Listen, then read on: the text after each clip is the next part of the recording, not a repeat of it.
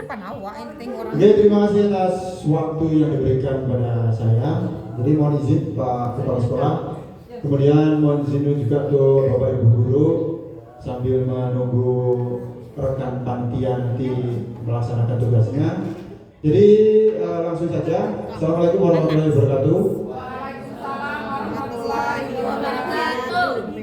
Baik, di sini saya akan sedikit menceritakan ataupun menggambarkan tentang kegiatan yang sudah saya laksanakan kurang lebih hampir 3 bulan ya. Jadi sebentar lagi ini tentang sekitar akhir bulan November Pak. Jadi selesai.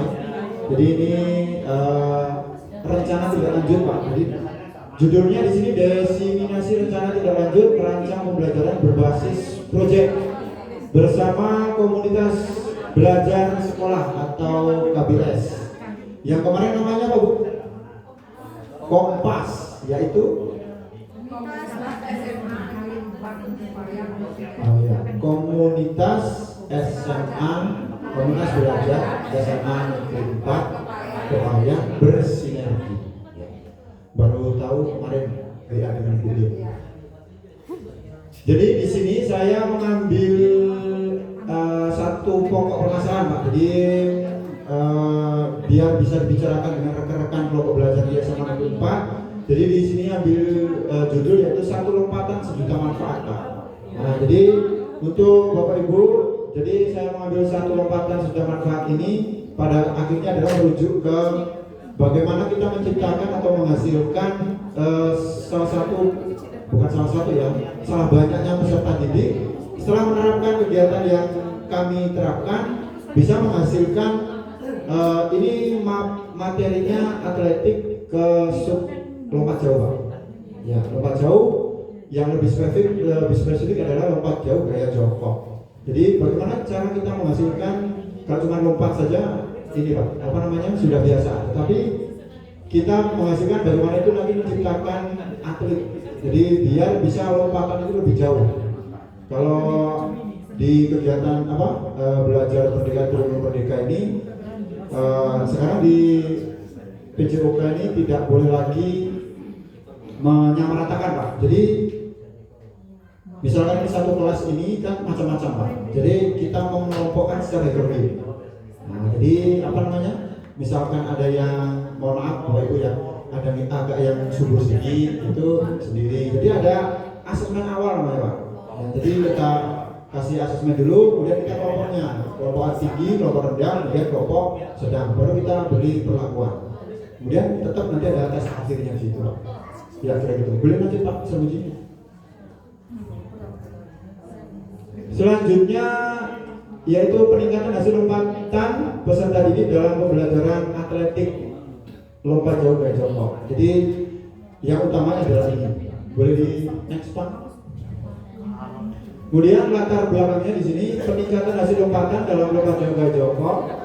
Ini merupakan tujuan yang seringkali ingin dicapai dalam pembelajaran olahraga. Namun seringkali terdapat kendala dan tantangan yang menghambat pencapaian tujuan tersebut. Beberapa latar belakang masalah yang umum ditemui antara lain. Yang pertama itu ada kurangnya pemahaman teknik, ini dari peserta didik Pak.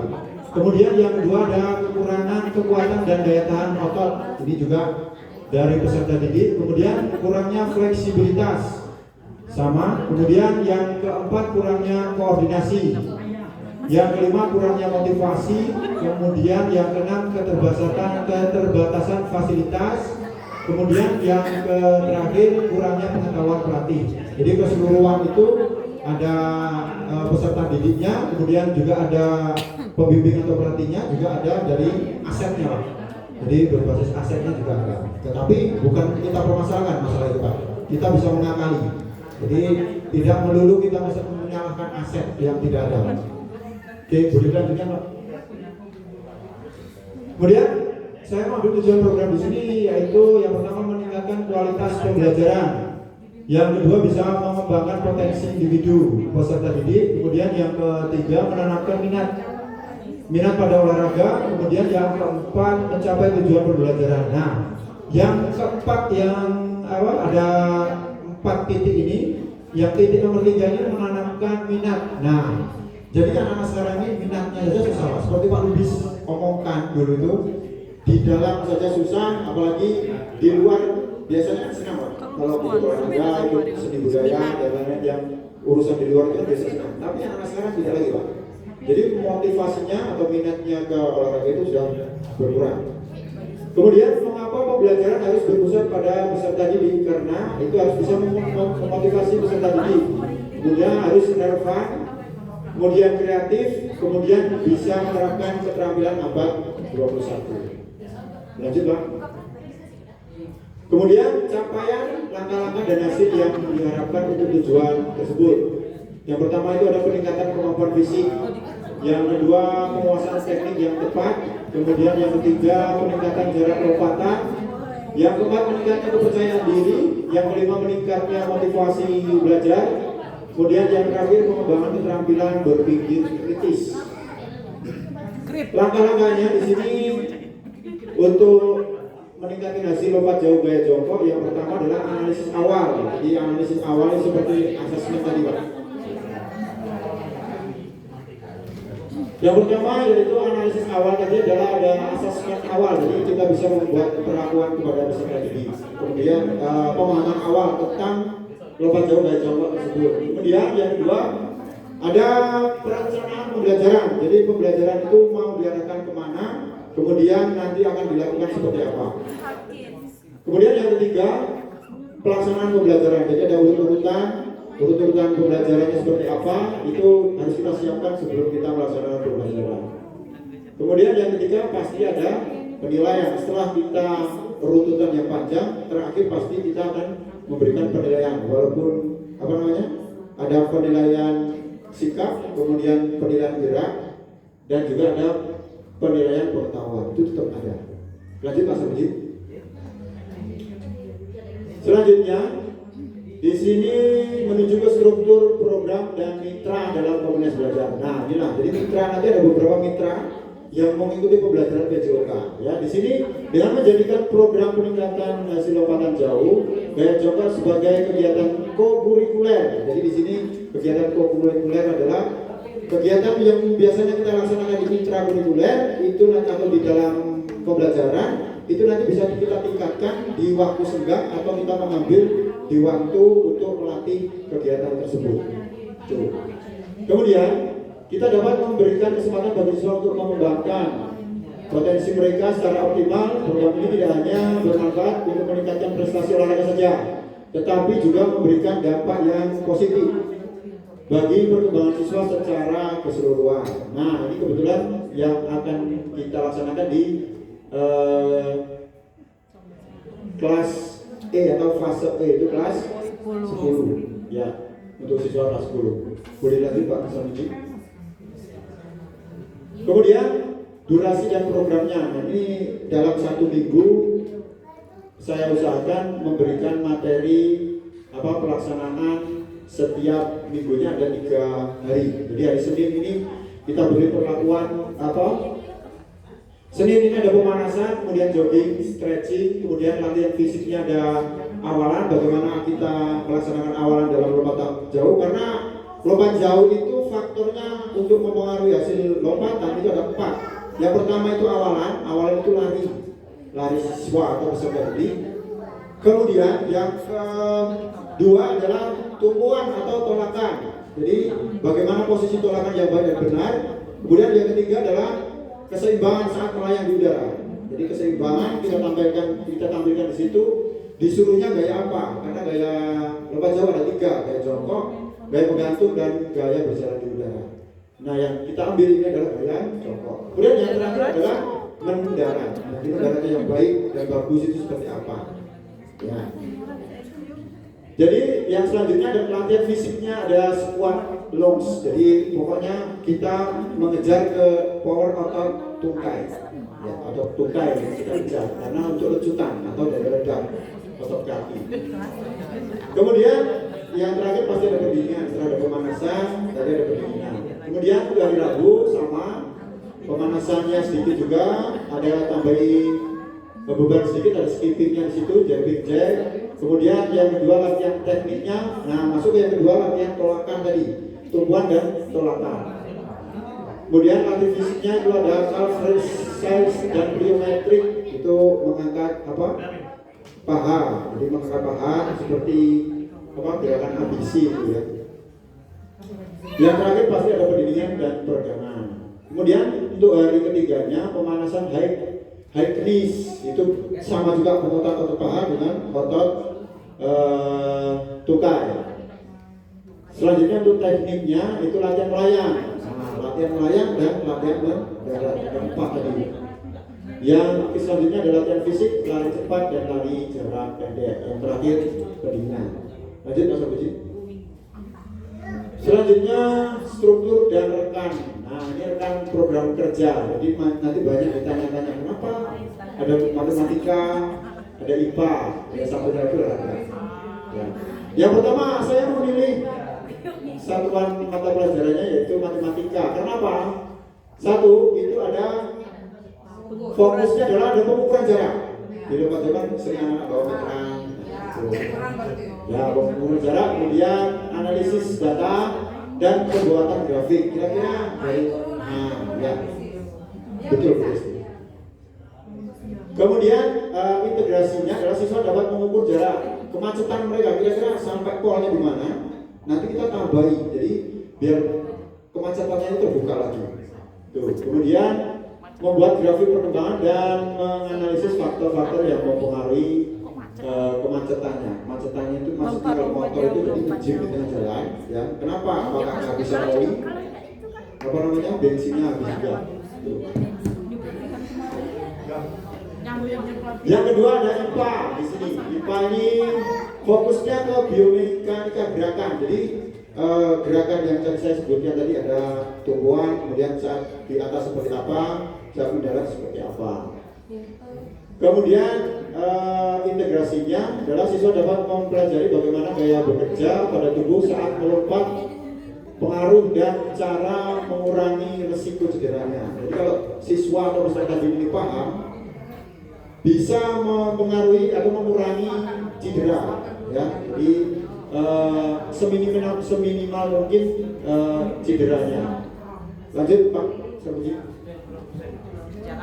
Kemudian selanjutnya pernyataan tentang kapasitas yang dimiliki kelas atau sekolah. Nah, ini ada beberapa sumber daya.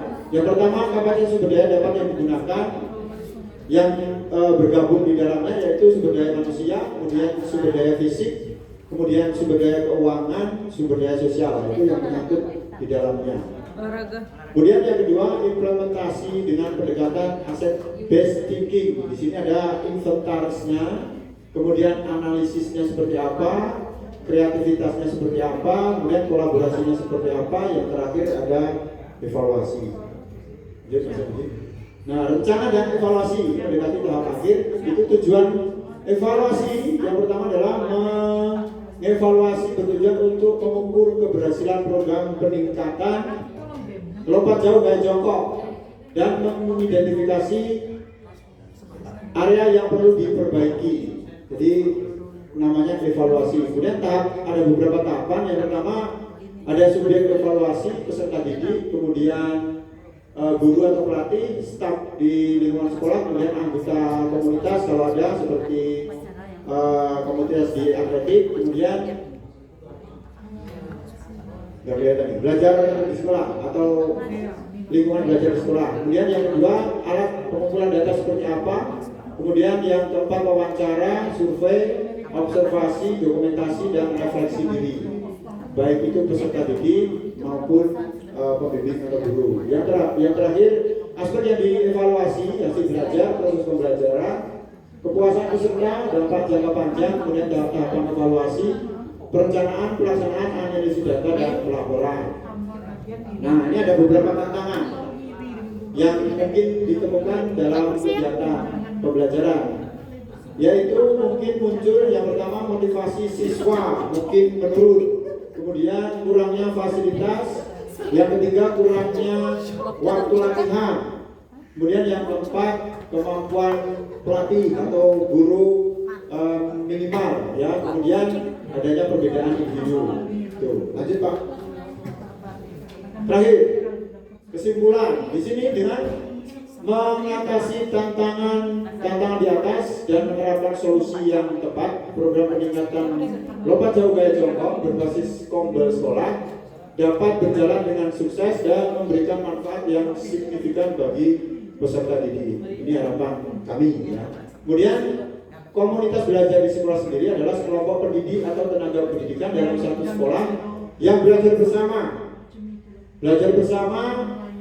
dan berkolaborasi secara rutin dengan tujuan yang jelas dan terukur untuk meningkatkan kualitas pembelajaran sehingga berdampak pada hasil belajar peserta didik.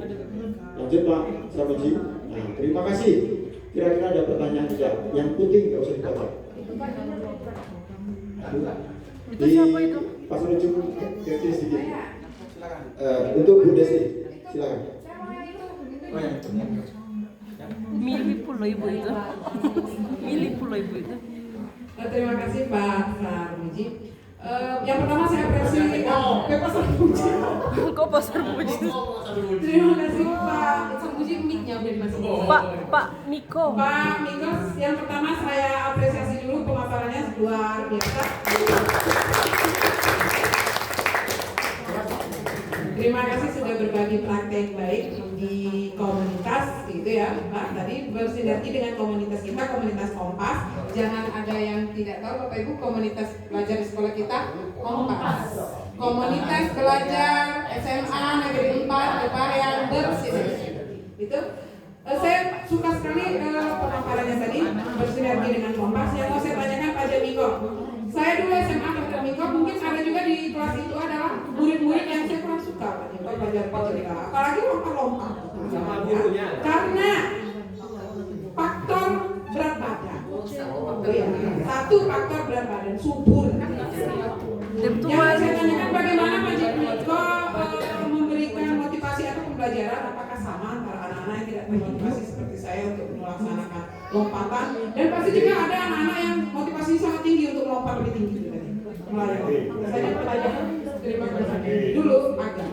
Assalamualaikum warahmatullahi wabarakatuh. Terima kasih aplaus untuk Ibu Desi. Terima kasih jawaban yang Pertanyaan.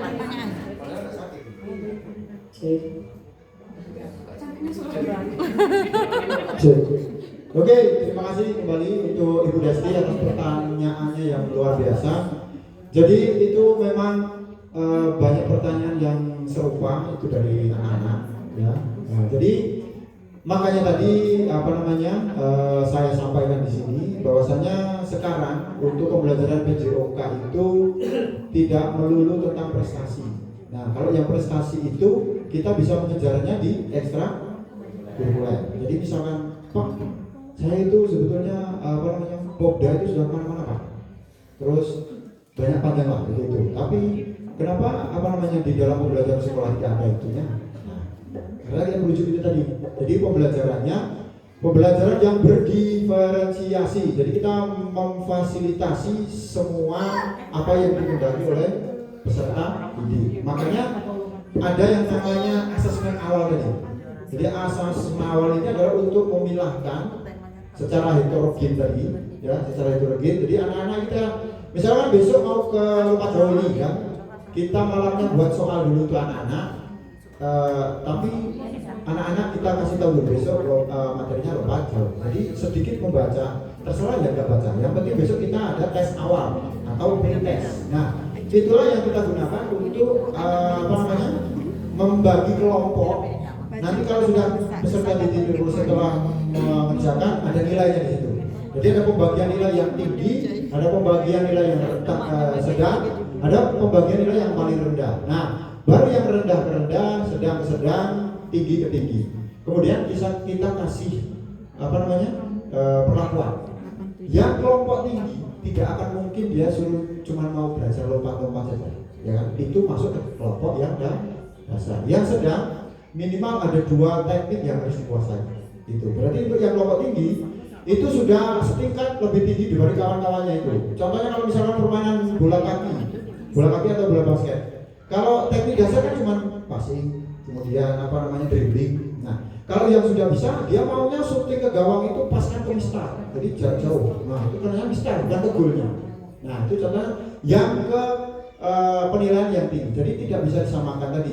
Begitu juga dengan siswa-siswa yang kelebihan, ya seperti kata Ibu Desi tadi, kelebihan BB, kemudian ada yang spesial. Maksudnya spesial di sini apa Bu Desi? Contoh spesial itu adalah yang apa namanya? Dari bentuk fisiknya itu sudah nggak sama dengan. Nah itu kita juga harus menyediakan. Misalkan pas waktu pembelajaran ada yang penyampaian seperti ini, dia tidak bisa masuk ke otak, ada yang cuma mendengar saja, ada yang harus melihat dengan video. Nah itu seperti itu berarti kita harus memfasilitasinya. Nah kira-kira itu Bu Desi. Lebih aman lagi kalau yang BB besar itu ini BB besar itu dari rumah. Saya takut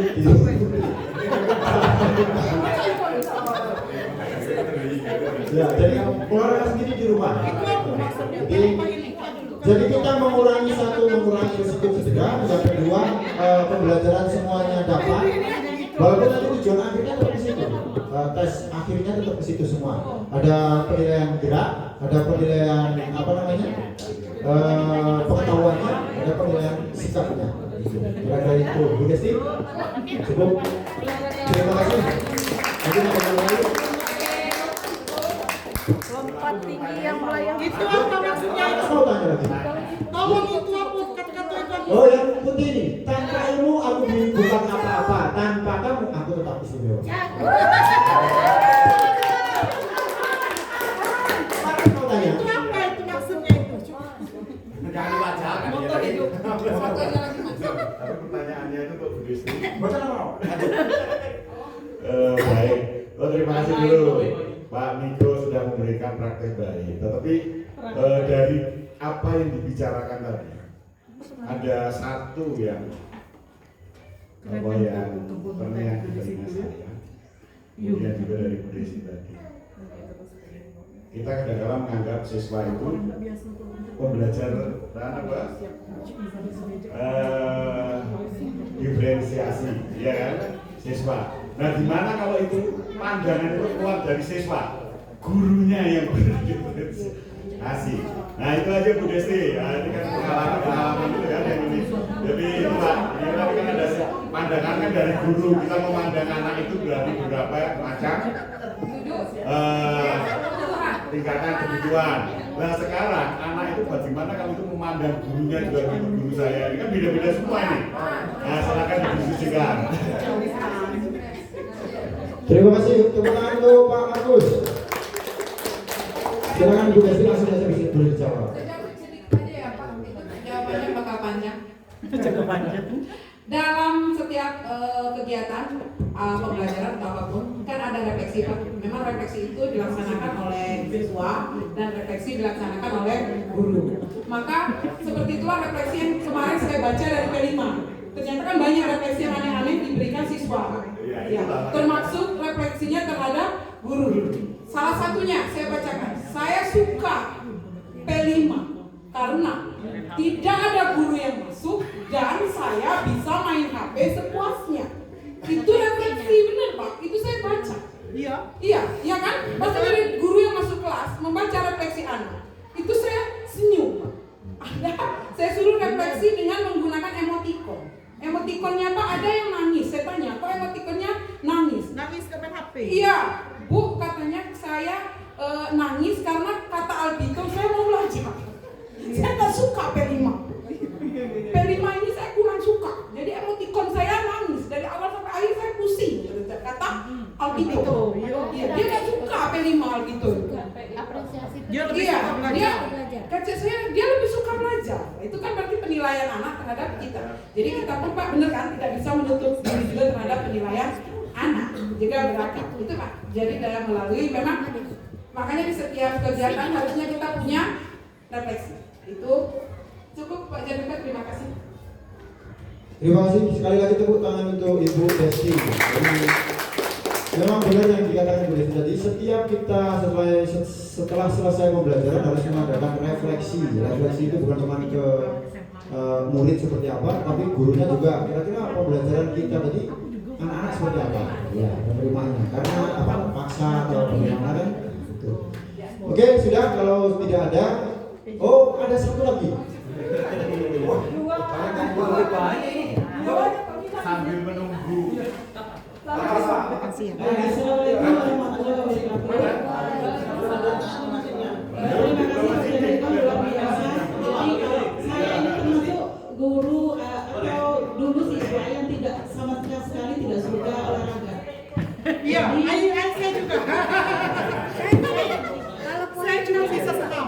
Jadi kalau saya bisa ngulang kembali kalau saya SMA gurunya seperti Pak Jatiga mungkin saya suka olahraga.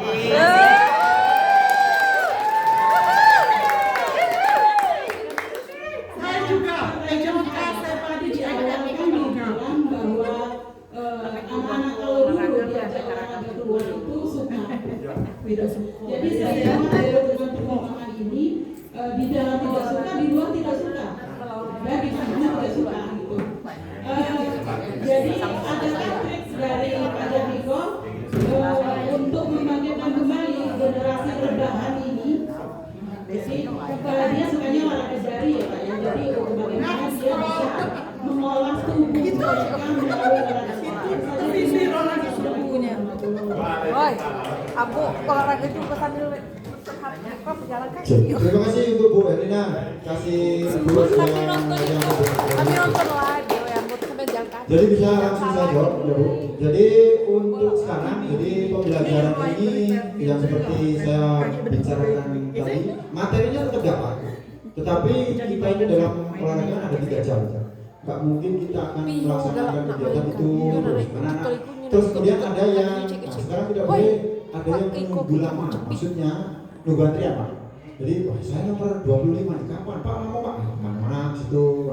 Nah kita kasih apalah terserah. Pokoknya jangan sampai anak-anak ini sambil menunggu praktek dia ngosong saja Pak. Jadi ngosong ini sebenarnya tidak boleh. Jadi ya, kita kasih apa misalkan dalam satu kelompok kita sudah bagi LKPD, nah itu kerjakan dulu tanpa kita memberikan perintah.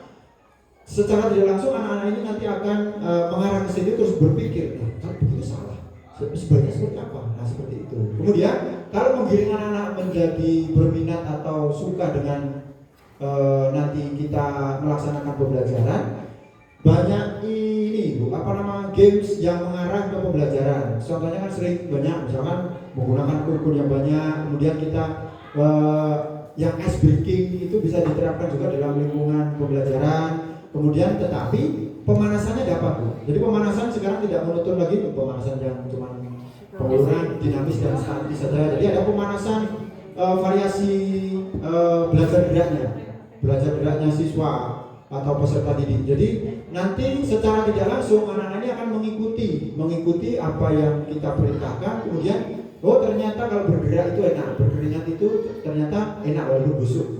Ya, jadi tetapi iya, tapi pada akhirnya tujuan pembelajaran kita itu dapat minimal kalau lompat jauh. Kita lompat jauh itu apa? Nanti akan melompat. Nah, pemanasan yang menggunakan lompat-lompat dengan permainan ini apa? Jadi kita gitu. Jadi oh besok pakai ini aja. Besok kita tinggal kasihkan ke anak-anak. Nah, pasti anak-anak nanti bisa mengikuti dengan baik dan semangat untuk mengikuti pembelajaran. Kira-kira itu. Pak Yasin jadi. Oh, nanti kalau bertanya lagi. Baik, terima kasih untuk kesempatannya dan waktunya termasuk Pak Kepala Sekolah dan Bapak Ibu Guru yang sudah mau mendengarkan keluh kesahnya. Jadi sebelum saya tutup, sekian presentasi dari kami. Bila ada yang bertanya kami akan memberi jawaban, bukan harapan, karena kami di sini presentasi bukan mengisi hati. Assalamualaikum warahmatullahi wabarakatuh. Sekretaris yang pertama Sudah.